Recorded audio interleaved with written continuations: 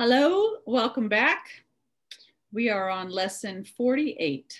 So happy that you're joining with us. Thank you. Thank you. This lesson is entitled, There is Nothing to Fear. We're done, that's it. It's short and sweet. Here we go. The idea for today simply states a fact. It is not a fact to those who believe in illusions, but illusions are not facts. In truth, there is nothing to fear. It is very easy to recognize this, but it is very difficult to recognize it for those who want illusions to be true. Today's practice periods will be very short, very simple, and very frequent. Merely repeat the idea in its original form as often as possible. There is nothing to fear. You can use it with your eyes open at any time and in any situation. It is strongly recommended, however, that you take a minute or so, whenever possible, to close your eyes and repeat the idea slowly to yourself several times. It is particularly important that you use the idea immediately should anything disturb your peace of mind. Again, he says, the presence of fear is a sure sign that you are trusting in your own strength. Can you read that again, that sentence? Mm-hmm. The presence of fear is a sure sign that you are trusting in your own strength, the mythical me or ego strength. Right. So it's can we just stop there? Because when I first began the lessons, I just took it to be fear is fear. Mm-hmm. I didn't realize that my need to control people, kids, outcomes, my parents, whatever, was also fear. You know what I'm saying? So what he's speaking about when he says the presence of fear, he's also talking about what comes under the umbrella of fear. Mm-hmm. Would you agree, sis? Absolutely.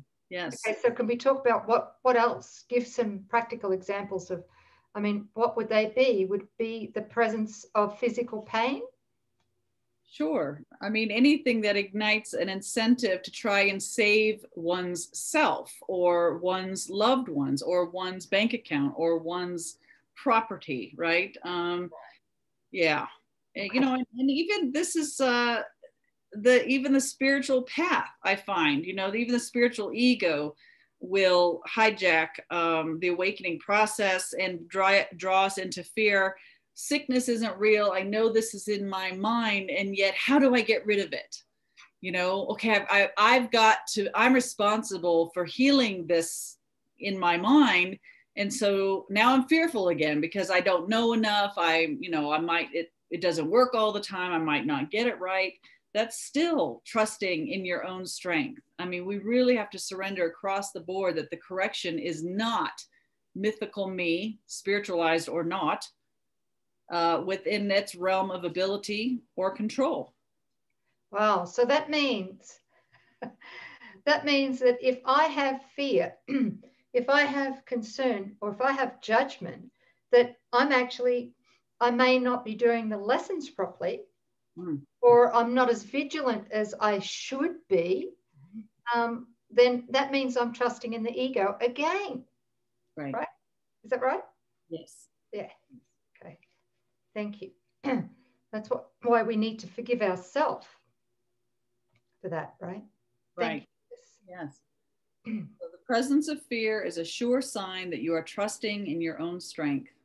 The awareness that there is nothing to fear shows that somewhere in your mind, not necessarily in a place which you recognize as yet, you have remembered God and let his strength take the place of yours.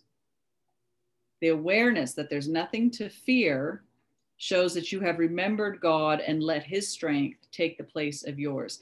The instant you are willing to do this, there is indeed nothing to fear.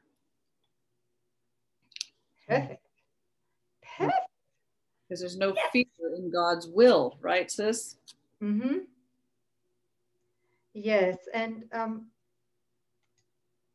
we've got some supportive material here if you'd like, if you feel guided to follow up.